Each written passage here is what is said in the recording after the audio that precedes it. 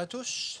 L'Éternel nous a commandé de mettre en pratique toutes ses lois et de craindre l'Éternel notre Dieu, afin que nous fussions toujours heureux et qu'il nous conservât la vie comme il l'a fait aujourd'hui.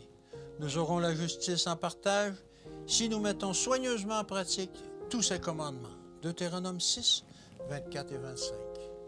Il faut rechercher le bonheur convenablement et en s'adressant à la vraie source. Certains pensent qu'ils le trouveront infailliblement en s'adonnant aux plaisirs coupables et aux attraits trompeurs du monde. D'autres sacrifient leurs obligations physiques et morales, s'imaginant trouver ainsi le bonheur, et ils perdent à la fois leur corps et leurs âmes.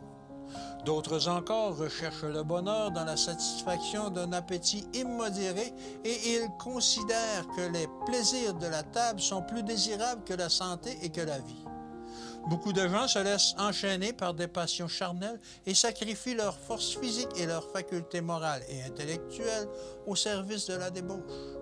Ils creusent prématurément leur tombe et ils vont au-devant d'un jugement qui les accusera de leur propre meurtre. Le bonheur désirable est-il celui que l'on trouve dans le sentier de la désobéissance ou de la transgression aux lois physiques et morales? La vie du Christ nous indique la véritable source du bonheur et elle nous montre comment y parvenir.